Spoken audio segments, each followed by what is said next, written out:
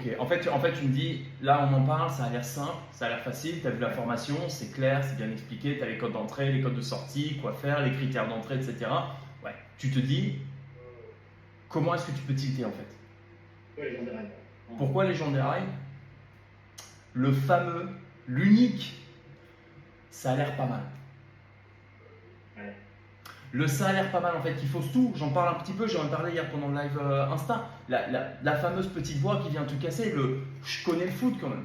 Le c'est le Bayern, ça va forcément marquer. Ou alors la FOMO.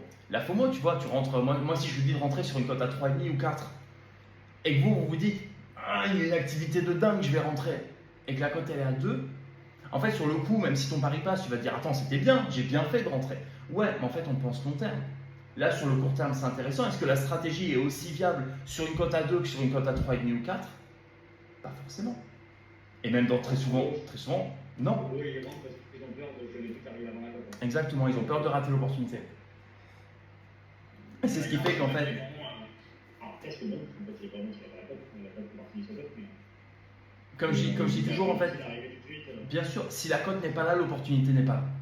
Et si ça, tu es capable de vraiment l'imprimer, de le garder en tête, sur le long terme, c'est très difficile de perdre en fait. C'est pour ça, pour ça que je vous donne tous ces critères. C'est pour ça que vraiment j'essaye de faire en sorte que ce soit le plus complet possible et de vous dire, les stats pré-match peuvent être là, les stats live peuvent être là, ça peut être fabuleux, les critères d'entrée peuvent être là, la forme de l'équipe, le score, les favoris. Si la cote n'est pas là, assieds-toi sur tes mains, putain de merde.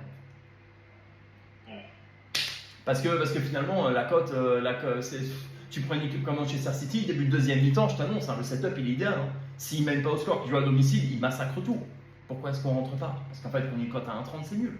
Prendre une cote à 2 c'est nul. Prendre une cote à 3 c'est moyen. Quand tu commences à prendre des cotes à 3,5, 4 sur le long terme, c'est très difficile de perdre. Sauf qu'en fait, tu as deux manières de voir les choses en fait. Soit tu fonces dans la frustration et tu y vas et tu te dis j'en ai rien à foutre, oh regarde mon profit.